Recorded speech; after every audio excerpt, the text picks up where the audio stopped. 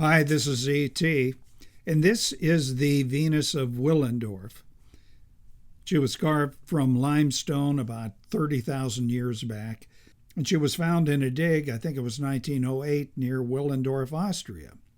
Now, the Venus is a fertility goddess. Notice the emphasized body parts associated with procreation. Her image represents the diametric opposite of what popular culture and the fashion and film industry has considered, going back to the 1920s, a feminine image. Now, there are several theories posited by a sociologist that explain the causes for the new super thin, emaciated, and let's face it, masculine ideal for women. Number one, post-World War II antibiotics, beginning with penicillin. They allowed women to retain trim figures when, before the drugs, they would have died without energy reserves, in other words, fat, that would sustain them during a long period of recuperation from an illness. And number two, the influence within the fashion industry of males who, and I've got to word this delicately, males who did not see females as objects of sexual desire.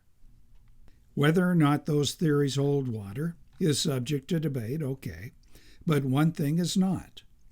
Post-World War I females from the 1920s flappers through the 1960s era of Twiggy to today consider a super slender figure, despite what nature may have given them, despite what males historically desired. They consider it the epitome of fashion, and women spend billions of dollars to achieve it. See this here? It's a corset, a modern version, restricting and generally unhealthy. It's placing undue strain on the cardiovascular and digestive systems, but it does not compare, if you consider the number of users and overall discomfort, to the 1920s version. Health guru and publisher Bernard McFadden, about whom I made a video earlier, campaigned against restrictive clothing, in particular the corset. He did this in his Physical Culture magazine and other venues. McFadden noted the corset's ability to squeeze and crush the softer parts of the abdomen into, a stylish shape, but the diaphragm is denied ability to move downward with each breath. Now, the result is chest breathing in nearly all the women who wear the corsets. The upper and not the lower chest rises and falls with each breath, and that is contrary to nature. McFadden noted that the corset pressed down upon, and these are his words, all the organs of sex, and the result is thousands of women belong to the feminine sex in name only. Again, his words. Their sex instincts are destroyed through tight lacing. He went on to say it is only a well-sexed woman, with all delicate instincts of womanhood thoroughly developed, who have children. Now, that's not very politically correct, but it is correct. He said that any woman looking for real satisfying happiness should avoid this device. It's too destructive. Avoid it as if it were poison of the worst character, for it will certainly poison the life of any woman who dares to follow the dictates of fashion as it pertains to the corseted waist. Well, that dangerous contraption, the corset of the 1920s, is gone, but the 1950s girdle and later restrictions on natural body functions are still around.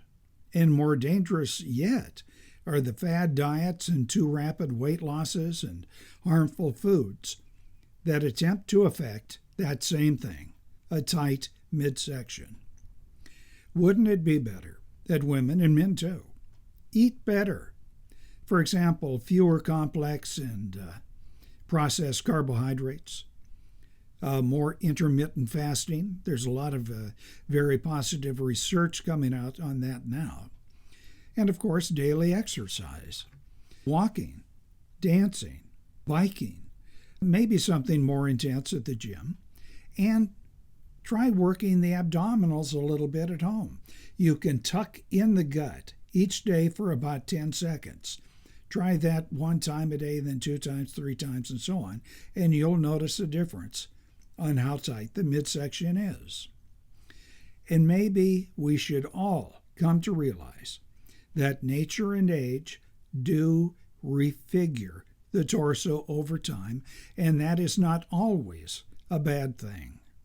What do you think? Put your comments below. This is E.T. You can like or dislike this video, I don't care.